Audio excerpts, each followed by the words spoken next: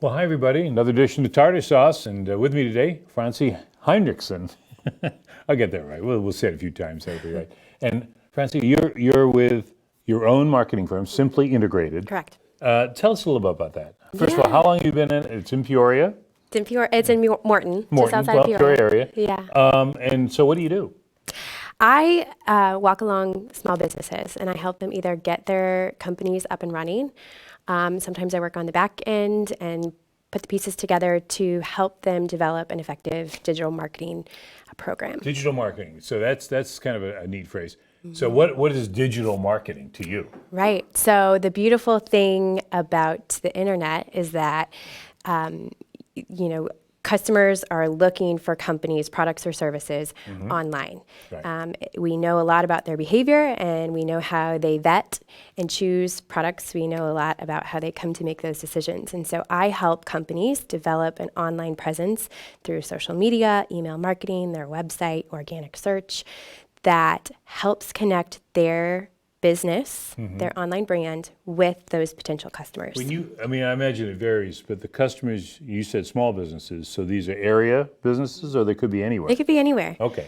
They could be anywhere. Are they aware of the problem? I mean, do you bring it to them, or are they saying, boy, I just can't get this thing figured out, or how does that work? That's actually how my company came to be. So I started as what a lot of people call a virtual assistant, and I started helping with businesses projects in a lot of different capacities. In an HR role, some writing, editing, some social media, yes, but the more I worked with clients, the more they pushed the demand for getting their message out, connecting with their target market, and being able to promote their company online and in person. And so a lot of what I do is self-taught, figuring out, following trends and effective strategies and things like that that are coming to be online. And so the more I worked with clients, the more they kind of demanded those services. You said an interesting thing just before we came on, and that's the bar has never been lower for entrepreneurship. Yep. What do you mean by that?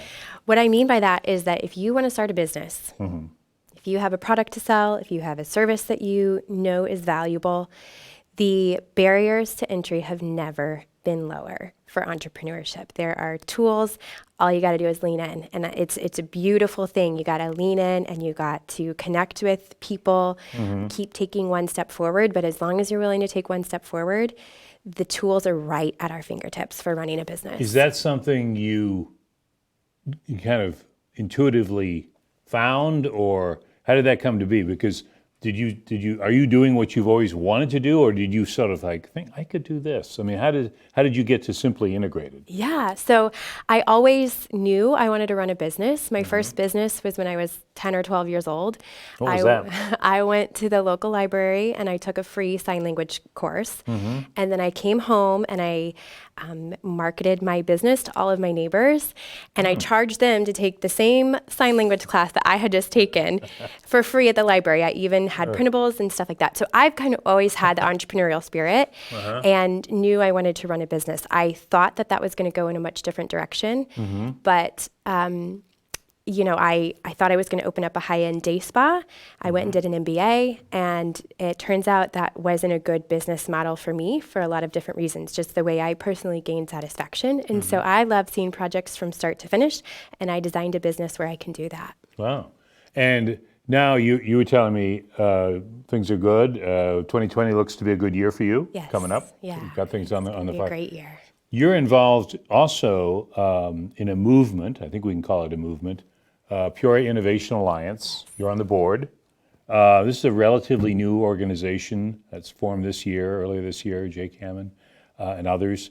What are you seeing there? What's that like for you? Oh, it's exciting. It's from being on the inside of this organization, it feels like this train that is heating up, ready to take off. And once it does, we need train service in Peoria because we've been a little short on that over the years. And it is. It is. Trains get going slowly, but I can see positive progress from the time Peoria Innovation Alliance launched back in the spring by our fearless leader, Jake Hammond.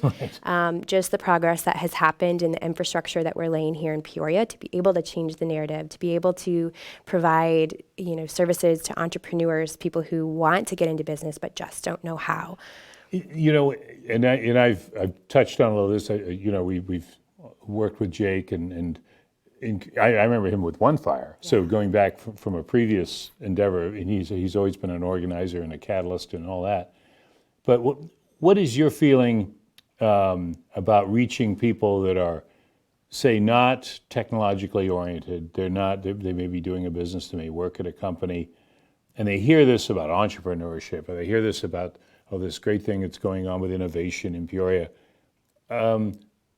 What's their reaction in your mind? I mean, are we making headway there, or is it something that we need to explain further? Yeah, I do. I mean, I think there are some people who are coming to understand the power of changing the narrative. I think that there are some people who don't quite believe that this organization is different from organizations that have come before it. So we have both sides of the spectrum there, Right. But that's okay. That's whenever you lean into change, you're going to have people who maybe don't quite believe it until they see it. Right. So what? And it's okay to be skeptical. It's okay to be skeptical, yes, because the people who are making the change are going to continue one foot in front of the other. And so I think, I have seen comments online like, okay, here we go again. But I can tell you with Jake Hammond and the board that he's put together and just his ability to reach out to the community and bring on board movers and shakers, it's going just to be an incredible thing to look back 5-10 years from now, even 3 years from now, and look to see what some pretty determined people can do. Right. I think, we have an organization called Peoria Made under the umbrella of Peoria Innovation Alliance. Right. And one of the things that we're doing is we are providing an outlet online and in person for makers and artisans to sell their products and to reach a market. These are people who maybe would only go to the farmers market throughout the year or maybe only go to pop-ups. They don't have their own online presence a lot of times. Sometimes they do. But our goal is to help connect people who want to invest in Peoria and people who have value to provide. And that could run the gamut from T-shirt to an art piece to what? Stickers. Stickers. Yes. It's funny. I remember having worked on the Journal-Star one year. They used to always have, not always, but for a number of years, a shop local press conference, news conference would happen, usually prior to the Christmas season, because they'd want to encourage people, because we know, shopping online has become such a big thing. And some of the local stores need to get on board. And I remember they went through this thing about, they had a little contest and you could go to various stores. And I thought that was good. And I remember going up to talk to one of the people at the chamber and saying, wow, what about, a website that would encourage local? And I think at the time, and of course, it's easy for someone like me to say, because I don't know what that would be or cost or, the involvement. But the person said, that'd be very expensive and hard to organize and all that. But now we really got it. I said, it's just starting, but it's we've got it. Like I said, the barriers to entry have never been lower.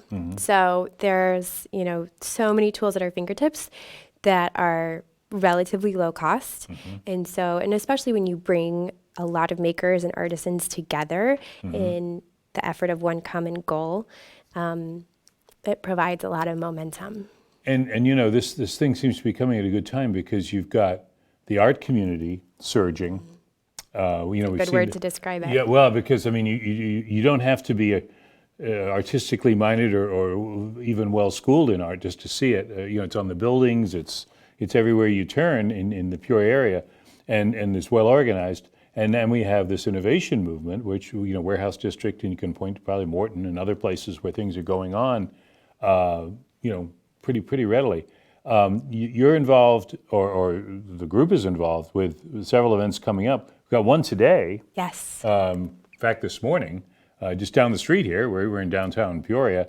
What's that about? Yeah, that's the Peoria Made press conference. So Okay. it's letting people know what the purpose of Peoria Made is. We have an actual storefront at 315 Main, downtown Peoria. And so the artists and makers' products will be featured there. But the space is so much more than that. It's going to be a hub for entrepreneurs to come and be in community with other people or maybe prospective entrepreneurs who just want to check it out and say, what is this all about?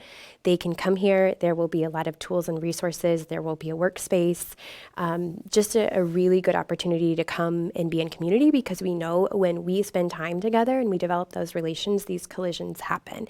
These relationships are formed, and that's when we're able to make progress on these entrepreneurial goals, whatever they may be. And 315 Main, so if you're in the neighborhood, and it's going to be pretty soon, 10 o'clock or something. Yeah. So, if you happen to be about in downtown Peoria, there it is. But that building will be, I don't know what the hours are yet, because we'll talk about homecoming in just a minute. But I've always thought, because for a number of years I volunteered down at the Apollo Theater, which is just down the street from, I think, 2 doors down from 315 Main. And I always wondered, that strip's got a coffee shop, or it's had restaurants, and it's a cookie place, and various things. I think it's a Mexican restaurant there now. Now I think Richard's, the old Richard's place, has now got a place. Jai or Hai's International Cuisine is coming. I don't know what the dates are on that, but there's activity going on down there. And I've always thought that block, which is right across from the courthouse and sort of in the main, is a block that should not have empty storefronts. Right. You really shouldn't. I mean, I don't know what they should be, but they shouldn't be empty. And now we're starting to fill those up, and Jake and the board are taking, I think, a lead on that. Tell us about homecoming, because Yes. that's kind of involved with the right after Thanksgiving, the You'll Like Peoria event. What's going on with that? Right. So Peoria Made, along with the Greater Peoria EDC, the CVB, and the Chamber of Commerce, Peoria Area Chamber of Commerce, are all coming together to put on this event to help tell the stories of what's going on here in Peoria. People who have left for a job or for whatever reason, we want to highlight the good things that are going on in Peoria. And I want to make it clear that Peoria Innovation Alliance, Peoria Made, we are not the generators of these stories. We are only the storytellers. So there have been great things going on in this community and this area for a long time. Right. We are just filling the role of telling those stories and highlighting companies that are doing good things and efforts and innovative-minded people who are doing good things in this area already. We're telling those stories. We are not the generators of those stories. Just sort of give them a sort of a platform Exactly. from which they can be seen. And I think that's so important, because so somebody might say, okay, well, I know You'll Like Peoria, that's been around a while. People go through the downtown. It's sometimes affected by the weather, because if it's pouring rain or snow or something, maybe people are less likely to go. But I know they do lights on the courthouse, and there used to be ice carving. I don't know if that's still a part of it, but there's singers and there's cookies and all that. It's kind of nice to come downtown and see some activity in the evening, because sometimes that's a little lacking, at least in that part of the downtown. I know the museum is doing things. They've got some nice space. But what will be going on at Peoria Made? Will they have refreshments, things of that sort? Right. So it's a homecoming event. Our doors will be open. Come and see the newly renovated space. It's beautiful in there. And just we're going to be highlighting some companies. Of course, our makers and artisans whose products will be on display. But we're going to be highlighting some companies in the area that are really making waves in this area, and also highlighting opportunities that are coming to Peoria. For example, Lime Scooters is rolling out kind of a program, a 90-day trial program coming up here in the new year. Who is that again? It's Lime Scooters, so you can jump on a scooter and just... I was thinking of a new craft beer, Lime Scooters. I'm sure there's that too. Yeah. But we'll have refreshments and just a really good, welcoming, warm space. Just pop in 5 minutes or 20 minutes, it doesn't matter. We'll be there. And I think that's so important, because I think the people need to understand. I mean, you get sometimes, we were talking about this a little bit before, or I was talking about it in terms of just what people see in Peoria right now.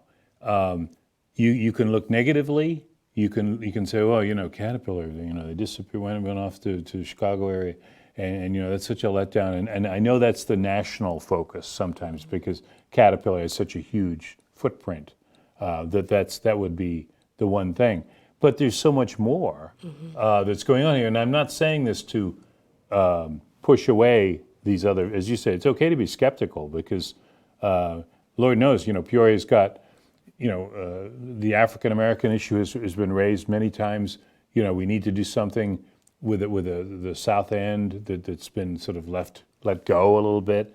There's all kinds of issues, but there's all kinds of other positive things going on too, and you're seeing it pretty clearly. Yeah, definitely. And I think this organization is a prime example of, when somebody breaks through the wall, we're going to kick down the wall and let other people in. So this is an inclusive. This is for everyone. So yes, absolutely. Steve, I was from the Indianapolis area and originally, and I moved here. Where you grew up? That's where I grew up, and I moved here in 2013. And when I did, there was this constant dialogue of, oh, why would you move here? Like, why would you come here? What are you doing Surely you wouldn't come here because you wanted to live here. And that is a prime example of what Peoria Innovation is saying, no. There's a lot of good things going on in this area, and we're going to tell you about it. And so, from just telling the story, if you jump on the Peoria Innovation Alliance website, telling the stories about these entrepreneurs who are breaking out of the mold, breaking through the wall first and pulling other people up with them. My friend Tatiana moved from California and her story was the same. I heard it over and over again. People would say, why would you move here? And so we are telling the stories about the good quality of life pieces in this community that make it a place to work, to live, to raise a family, to have a great quality of life. And, there's 5 different pillars of Peoria Innovation Alliance. One of those is education, helping really to educate people and to move forward. There's a seed fund, there's Peoria Made, there's the storytelling aspect with Peoria on Purpose. So we have, and then the 5th is the smart city, and that is in the downtown kind of thing. Yep. that's the exciting, shiny piece that most people want to talk about. Right. And of course that's important, but what we are doing is we're highlighting downtown Peoria, because when people come there, they spend their money there.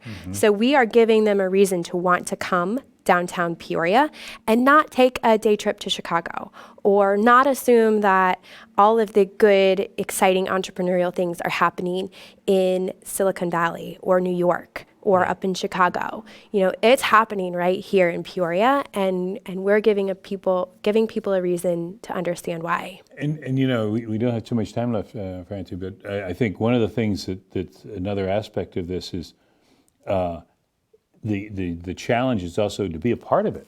To do, if you think, well, I'd like to do that. You mentioned about the bar being lower for entrepreneurship, and that might mean your own business. It might mean doing something on the side. It might could be a lot of different things, but that challenge is out there, and you can do it here because you can make a difference in Peoria, whereas it may be a little harder in a larger place where there's already people in front of you.